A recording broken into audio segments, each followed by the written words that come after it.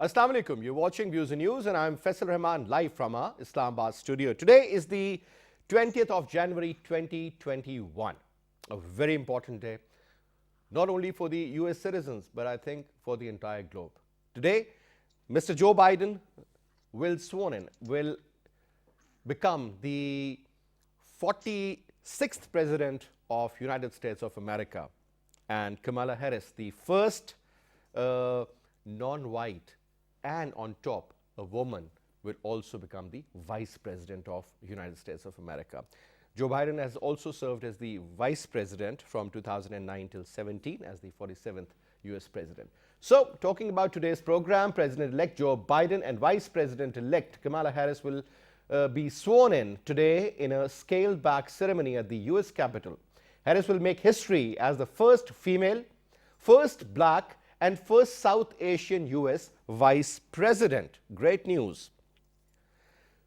President-elect Joe Biden to sign 17 executive actions, orders to reverse Trump policies, restore Obama-era programs on day one. President Trump departs Washington. He will not attend Joe Biden's inauguration in the final hours of his presidency. Trump pardoned 73 people, including his former advisor Steve Bannon, who is facing fraud charges. He has left for Florida about an hour and a half ago. Pakistan is an essential partner in any peace process in Afghanistan. If confirmed, I will encourage a regional approach that garners support from neighbors like Pakistan, while also deterring regional actors from serving as spoilers to the Afghanistan peace process. Nominated Defense Chief General Lloyd Austin. Now, this is a very, very important news, I would say. Furthermore, President-elect Joe Biden will face the debt crisis of United States that has ballooned to 130% of the GDP, totaling $27.5 trillion. Trump's systematic rejection of allies and alliances have weakened US influence around the world. Now, this is something pretty interesting. This is actually the main theme of our today's program. We'll be talking about it in detail. And other than that, I mean, there's a lot of information that we will be sharing with you in our today's program, as well as the next program, and also tomorrow. So, to talk about it, let me introduce you to our panelists. We have with us Khurram Shehzad Saab. He's a senior analyst joining us. Thank you very much, Khurram, for your time. And we'll also be joined in by Dr. Zulfikar Kazmi. He's an expert on foreign affairs. Both these gentlemen are based in the United States of America. Thank you very much, gentlemen, for joining us and giving time to PTV World. Now, let me put the first question to Khurram Shehzad Saab. A great day, I would say, in the history of the United States of America, 20th January.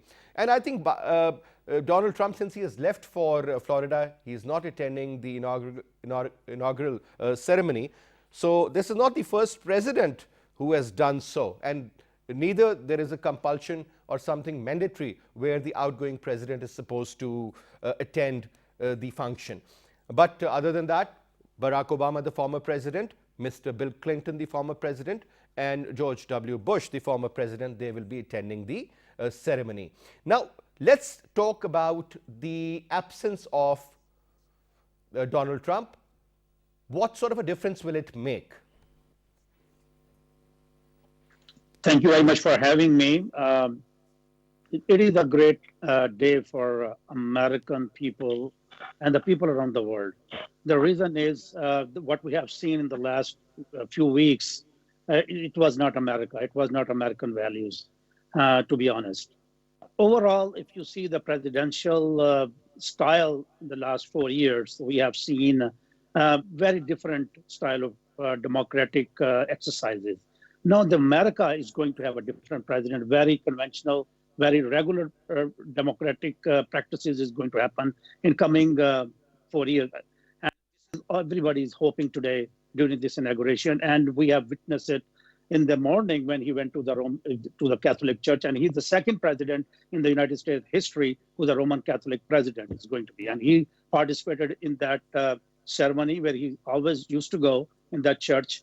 And then there was a lot of commotion about whether President Trump will get his guard of honor farewell today. But there was a lot of people were saying that it will be refused, but America stood up with its values, and America stood up the things they believe in, which is the strong democratic institution. So we have seen the President Trump is given the Guard of Honor today this morning, and now this is very different inauguration today.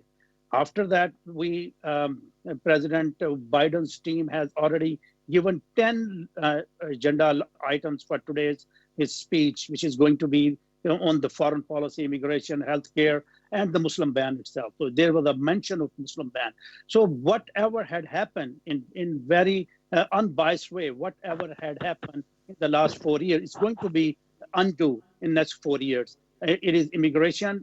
Biden's team, which has announced the 10-day agenda, they have said that the immigration policies on the border is going to be restored where it ended with the President Obama's immigration policies. And now they are also giving a path of 8 years of immigration citizenship path. Similarly, the Obamacare was repealed by President Trump. That is going to be restored. Again, the foreign policy, we have seen the France global warming accord that is going to be restored. Similarly, the ties with Iran, the deal which had happened with Iran, that is also going to be continued with the new administration. So either it's a domestic issues or the foreign policy issues, international issues, America is going to see a new democratic practices moving forward. And it is coming from not only from the Democrat Party, it's from the Republican Party as well. And we have seen that during this veto on a couple of bills, on the veto with the defense bill also, $740 billion bill, Republicans also vetoed against their own president, which marked another history that the sitting president was vetoed within their own party. So President Trump actually played a very different role when he was the commander-in-chief. This divided the country in such a way that when the riots were happening in the Capitol and in the Senate and Congress, President Trump sided towards the people who were making all those mess. So moving forward, if you see the new presidential practices and policies and the way the things have been happening, it is going to be very conventional. The way America used to have a president, like President Obama, President Bush, and prior to that, all those 44 presidents before Trump. So America is going to have a very conventional, even though some of the Republicans have a deep concerns about some of the policies that he has committed to LGBT or marijuana legalization. But other than that, it is going to be very normal government practices. The typical orthodox approach would be introduced again, because I believe, as far as Donald Trump is concerned, he was a very different president with a very different approach, more of a businessman and less of a politician. That's what, because he had never been in this business before of politics. But anyway, since he was known to be the most seasoned as far as the age is concerned, but interestingly now Joe Biden is taking the lead in that approach as well, being the oldest president, I think, but he has a lot of experience. He has served with the President Obama from 2009 till 2017 as the 47th vice president, and he has done brilliantly well. Now, coming to you, sir, Zulfikar Kazmi Saab, now a couple of points. Now, let's talk about the foreign policy, as earlier mentioned by Shahzad Saab. Two important areas. One is Afghanistan, the withdrawal of the forces, and second is about the P5+1 JCPOA. I'm talking about the Iran nuclear deal. Obama was the main man, was the architect of that, and it was totally reversed the moment Donald Trump came in for various reasons. Maybe he was under some sort of a pressure or something of that sort.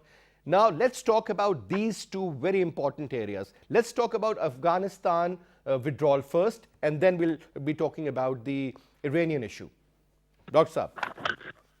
Yes, Rehman, actually, this president, which we have elected now, he's a very fatherly figure. Basically, he's a very compassionate person. He has to see what were the wrongdoings of Donald Trump. First of all, he will be, undo all those things. But it's very difficult. It's not easy. People are very optimistic, but the situation is very different because a new world has been created, and it is Trump world. As people say, that underworld in America, one world has been created, that is Trump world. So we have to see that how new administration, Joe Biden, being a father, being a good president, I have so many, hopes with him, because in the past, when he was in the President Obama's administration, and he played a wonderful role, He was decorated with the highly civil award of the United States of America. But as you are talking about the Afghanistan and other countries as well, that how America will be taking a new, order in those areas. Basically, Obama's policy will be continuing by Mr. Biden. So we'll not see any difference between Obama and Joe Biden. And he has mentioned at so many places, while in the primary speeches and while speaking to different, groups of the people, he was talking in the same way as Obama was talking. But situation in Afghanistan definitely is not easy situation. And now many alliances are emerging in that area. As you have seen, Pakistan with China, with Russia and Iran.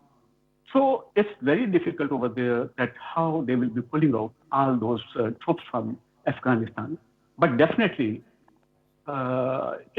it will be happening, but in different phases. It will be difficult, but he will overcome on all those obstacles which America will be facing in future. About other issues, our regional politics, we have to see that White House will be having some influence in India as well, because the vice president, as you know, she has some background, and definitely India will be taking benefit of that. So this is, we have to see in Pakistan, while talking about new administration, that how they will be dealing the situation in Afghanistan, in Pakistan, and other areas as well. Kamala Harris, definitely, she is a very powerful woman. During all that campaign, people were very optimistic about her role, and she is ready to play that role. But difficult obstacles are there, because America has to see that in previous years, how Pakistan has been sacrificed because of American policies, even, They have played a wonderful role. People have been sacrificed. Their economy has been ruined. But I think that Joe Biden will be taking something very special role for Pakistan and for the region. Yeah. But Dr. again, Kazmi, I would say that obviously, when we talk about these sort of challenges the Biden administration is going to have, they will be huge, because when you talk about reversing the policies, that's not an easy task, and it is never absorbed that well later, if it is not done on time. But sir, if you allow me, we've been joined in by senior journalist Anwar Iqbal Saab, who is based in Washington, and let's see what he has to share with PTV World. Assalamu alaikum, Anwar Saab. Wa alaikum assalam. Anwar Saab, thank you so much for taking out your time. I'm sure you must have had a lot of busy time during the last couple of weeks. But let's share about your experience regarding this particular election and whatever happened after that. And now the new challenges which are brewing for the government that is going to take over today, sir. The administration of Joe Biden. Your take? Well, the Biden administration already has an advantage. They sort of have come at a point when the American nation does not have very high expectations. And also, Biden has been very careful He did not raise expectations. What he said basically was that our focus is to fight coronavirus. Our focus is to restore America's prestige on the international stage, that we will re-engage the world. So I think whenever you start with low expectations, you always have an advantage, because then you go from, say, point 1 to point 2, and then 3 and 4, and so you progress gradually. But the problems are huge, of course. The first and the foremost, the major issue is this COVID-19, which caused Trump to lose the election. And it can also ruin this administration if they fail to do much. But again, they have an advantage here too, because they already have a vaccine. The vaccination has started, although made during the Trump administration, but he will get the advantage of having a vaccine, particularly if it succeeds. And it seems that it will be able to bring down infections. It will be able to curtail the deaths.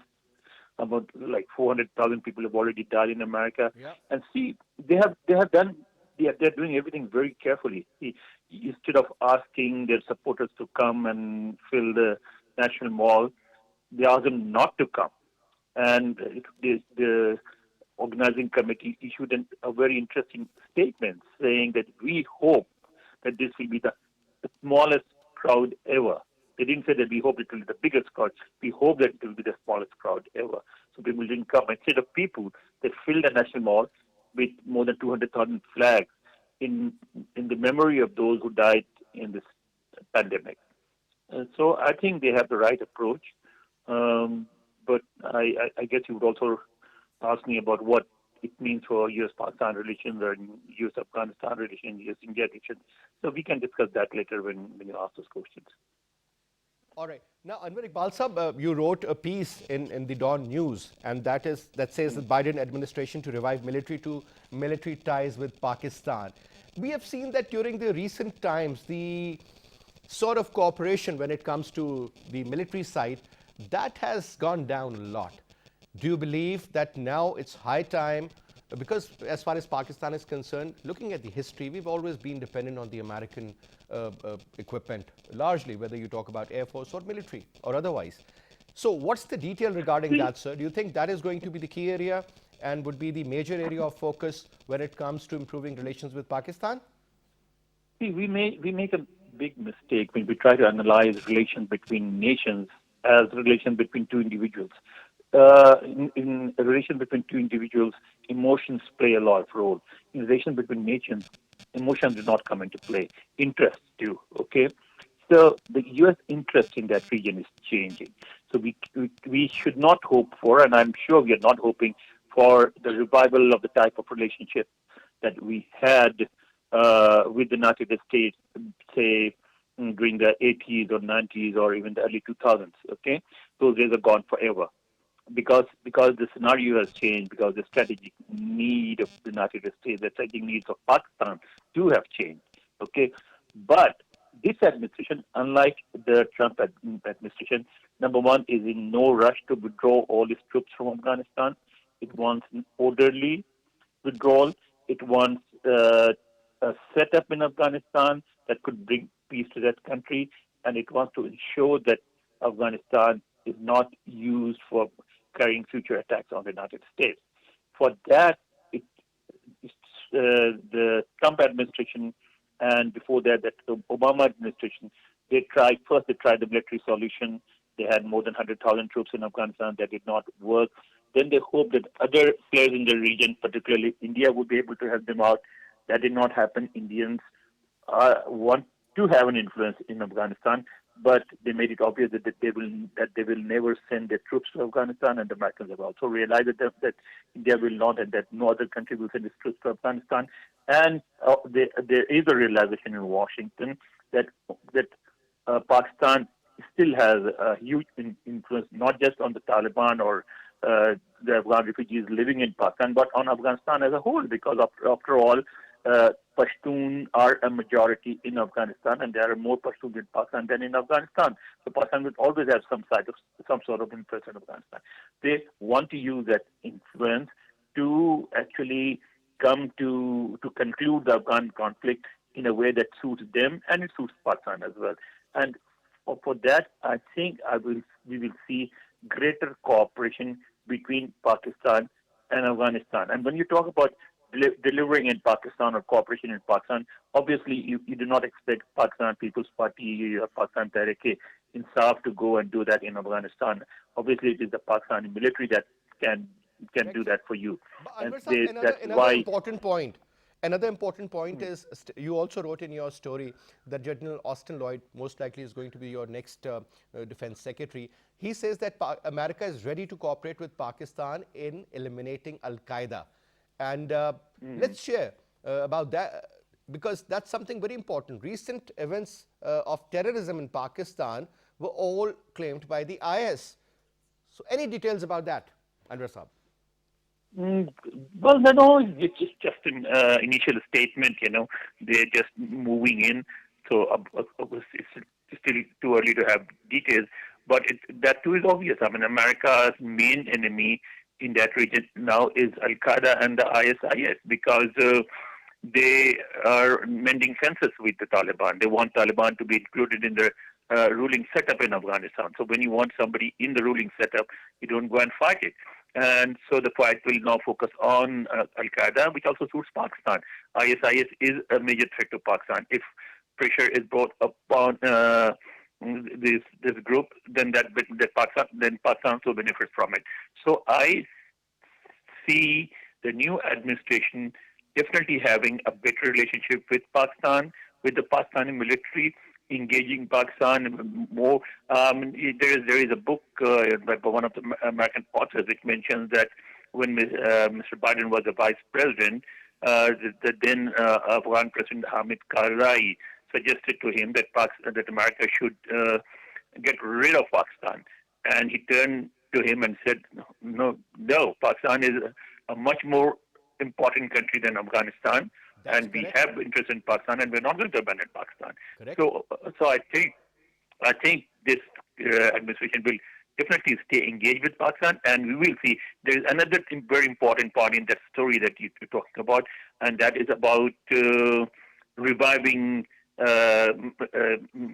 training facilities for Pakistani military officers in the United States, because the Americans realize that also serves their interests.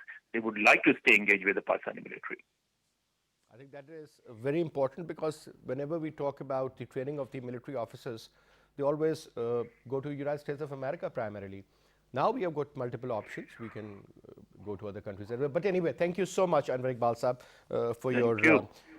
for the details you shared with us. Now coming back to Shehzad Saab, now there are a couple of important areas as well. I mean, there are certain domestic issues that would be of great concern for Joe Biden. And obviously, when we talk from the external perspective, obviously it is very important that the current relationship should also improve. Whether they call it strategic or they call it transactional or whatever name they may give. I still remember Joe Biden was saying that there is no concept of having a transactional relationship. What kind of a relationship is that? That you will do this much for me and I'll do this much in return. My point is, do you believe that in the coming days or maybe in a month's time or maybe whenever, the Biden administration is going to revisit their policy towards Pakistan, and things would definitely improve, because every Pakistani literally believes that Trump wasn't that great when it came to Pakistan. He was very biased. I still remember the first tweet he sent on the 1st of January, I remember, was about a very anti-Pakistan, that we have given them $33 billion and where is that money, and that was the money of the taxpayers. And we all know what happened, where that money went and how it was distributed among the technical people of United States of America who were facilitating in various areas.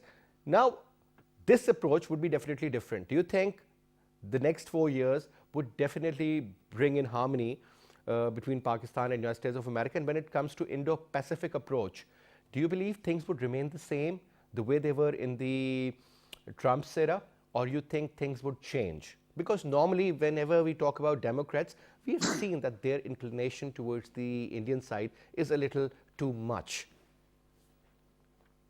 I would start from the last 8 years of President Obama, which was total failure when it comes to Muslim world or the Pakistan. President Obama went 3 times to India and never came to Pakistan. He started civil nuclear technology with India. He never initiated anything. Salala incident happened. He never apologized. On the other hand, Shah Rukh Khan got caught on the airport. American State Department immediately apologized. Then he goes to the Libya. He destabilized the whole Middle East and other places. So President Obama's policies for Muslim world was a total disaster. And he has been. I was there when a journalist from in the nuclear summit. I was there when somebody asked President Obama the question about the Libya and other places, and he said it was a big mistake. He acknowledged that at that point. So President, I hope while happened Joe in Biden was Benghazi, while Hillary Clinton was the Secretary of State, if you remember, the way their ambassador was killed along with other people. That is true. And he said that it was a mistake to go there without any plan. But it had happened with the Bush when he went to Iraq. It was the same thing. But I was saying President Obama, when Joe Biden was there as the vice president, he has witnessed the mistake they have done in the 8 years for the South Asia, specifically for Pakistan.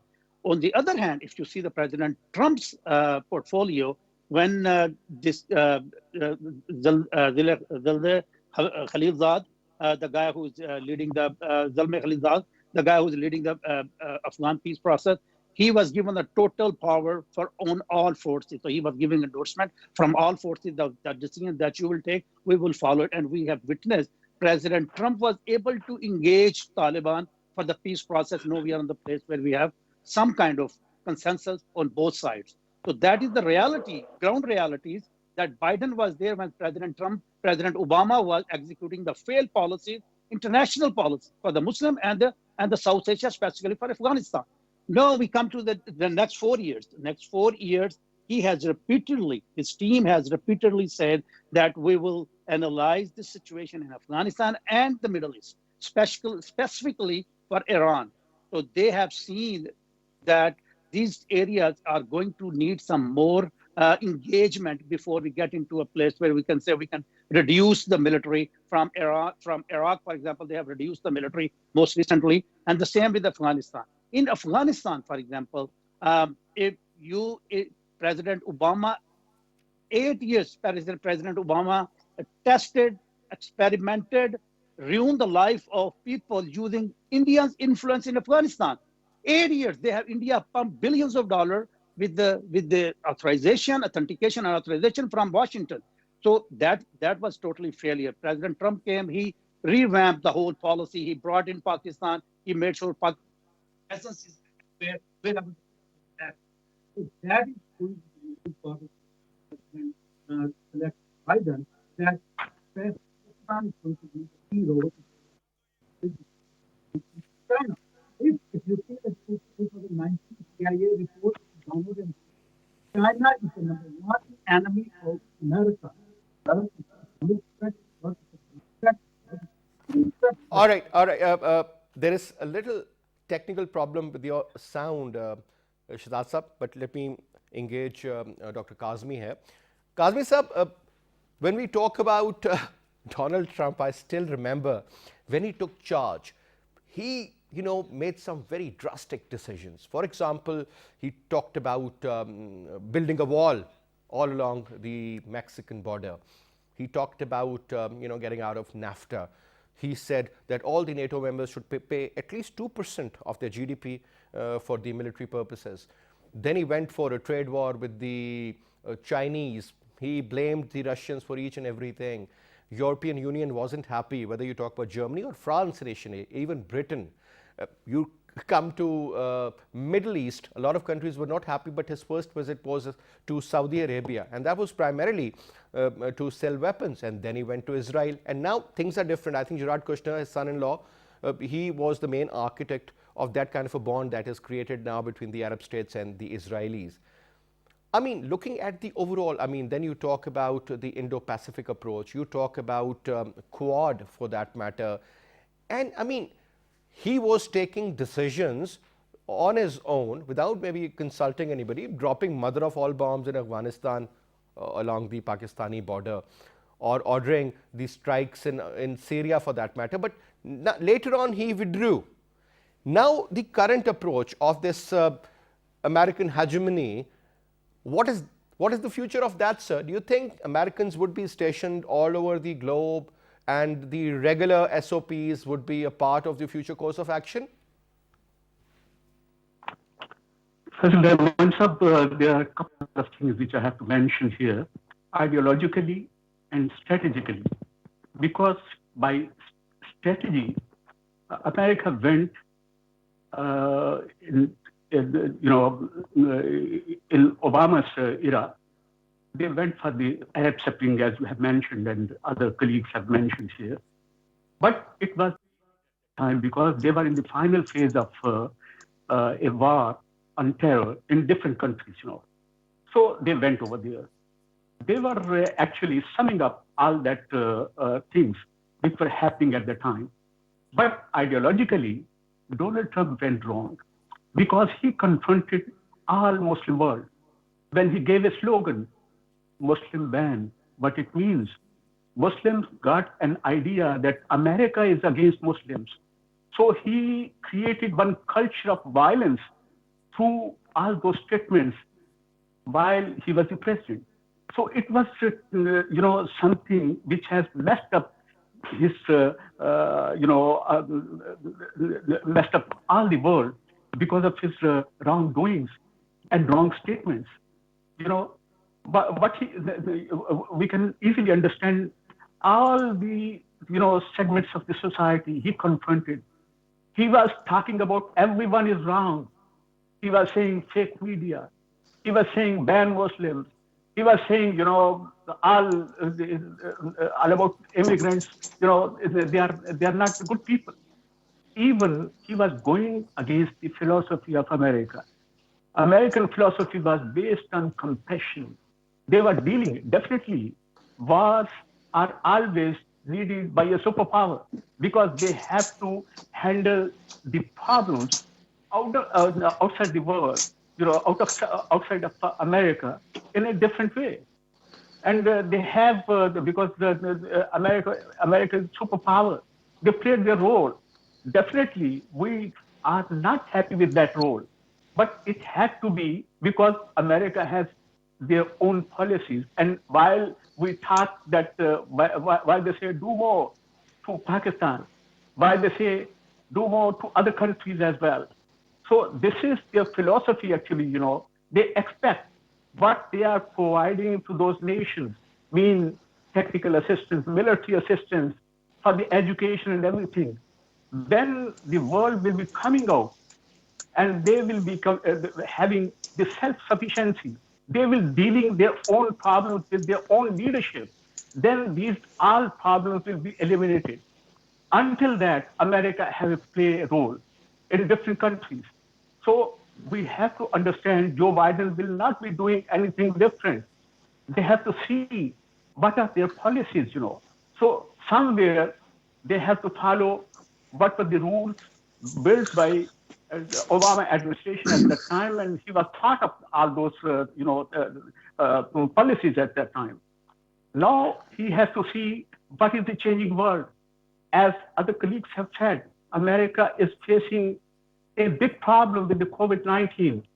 Everywhere, in every house, there is something wrong because of that COVID-19. Their economy is down. America was exploited by Donald Trump that he will be opening a new era of market because he was talking about the free market economy or something. But everything went against, will of the people of America because he just politicized all those issues which were relating to the market. But it was never happened. What he said today, we could understand better that what Donald Trump was saying. He was just using the same words as he used during 4 years. Amazing people, amazing things are happening. All this culture he had created, I'm afraid that America will not be coming out from that culture for years because the world is divided. and America is divided. So we need to understand when we see that how the new alliances are emerging in different areas, we have to use our own methodology and philosophy in our countries. Our leadership play their own role. Al-Qaeda will not be going anywhere. It's a philosophy. We have to see that how we could understand that philosophy. Taliban will not be going anywhere. All right. It's a So, if you allow philosophy. me, we've been joined in by Imran Jan Saab. He's based in Texas. He's a columnist. He's a writer. He's a journalist. Imran Saab, Assalamu alaikum. जी वालेकुम सलाम फैसल कैसे हैं? How are you? Imran Saab, I'm good. I'm good. Thank you so much for taking out your time and talking to PTV World. You know, while I was having a word with Dr. Kazmi, I was just going through this strategy of Ds. The first D, that seems to be a problem for the incoming president, that is Donald Trump. Second D seems to be the debt, 130% of the GDP, over $27 trillion. Then you talk about another D, that is the division within United States of America, and that is leading to extreme polarization. Another D, that is the disease that has killed over 400,000 people. And on top of that, you know, when it comes to Pakistan, do more is another D. So let's talk about these 5 Ds, sir. Well, first of all, Joe Biden inherits an America that is, as you mentioned, chronically divided. There are so many problems, and the solutions are nowhere in sight. Let's hope that the Biden administration takes a different approach. But as you mentioned, yes, the enormous amounts of deaths. It's over. I guess it has surpassed 400,000 deaths already resulting from the coronavirus pandemic, and they're still ongoing. Division right now in America is a major problem. This is the first time in a long time that America is focused on threats domestically, locally, rather than abroad. 25,000 U.S. National Guard troops are deployed in Washington, D.C. to protect America against Americans, not against ISIS or Al-Qaeda or Russians or the Chinese or the Iranians, but against the American citizens who genuinely believe that the election was stolen from them. I met people here in Texas who genuinely believe that God had sent Trump to save America and save their race and religion, and that Jesus was happy with Trump, and that they also believe that the D-state, the so-called D-state, is at work secretly in the shadows that stole the elections. So these are the people who genuinely believe these things. And that's a very alarming thing. So this is the first time that America is focused inward. And like I said, the threat is coming from the American people. Even the U.S. National Guard troops are being vetted by the FBI to make sure they don't harbor any extremist views. And last time I checked, 12 members were removed from the Biden inauguration ceremony for exactly those reasons.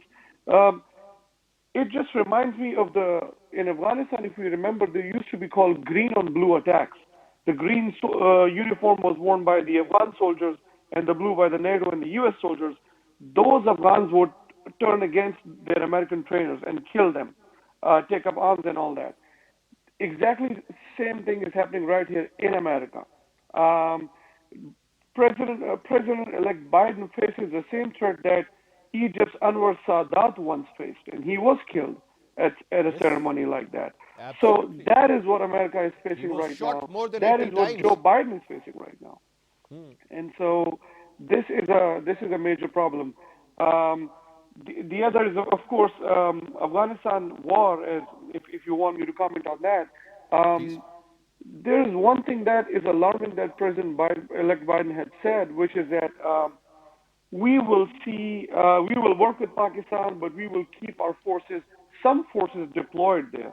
Now that's a continuation of the same status quo, the same mission creep that Afghanistan War has always been defined by. And so it also reminds me of what General Akhtar Abdul Rahman and General Zia used to discuss, that they used to say, keep the water from boiling in Afghanistan. Don't let the water boil. I guess that's what Joe Biden is going to do. Not completely withdraw, but not go to really an active war and keep the situation hanging. That benefits India. That's the first thing that comes to mind. And so problems could be created for Pakistan from Afghanistan. So that could be a problem. You know, President Trump was always criticized for not continuing with the tradition of keeping, following the treaties that previous presidents signed, such as the Iran nuclear deal and the Paris Climate Agreement. What about this one? President Trump signed a peace deal with the Taliban. Is Joe Biden going to continue with that and respect that tradition? I would really be looking forward to that and see if that happens. Yes, the deaths are there from the coronavirus, and the division is a major problem for Joe All Biden. right. Also, All right. All right. Thank you so much, Imran Jan, for your presence and the information you shared with us. But unfortunately, we are totally running out of time. It was a pleasure having you, Dr. Kazmi. It was a pleasure having Khurram Shahzad Saab in our show. We'll definitely see you tomorrow after the inauguration and all the details, and let's see what sort of statements come out from the speech of the President Joe Biden, and we'll definitely bring all the updates to you. But our next program is also about the same topic, so stay tuned with the PTV World. Keep watching PTV World. Thank you so much for watching the show. I'll see you inshallah tomorrow. Till then, you take good care. Khuda Hafiz.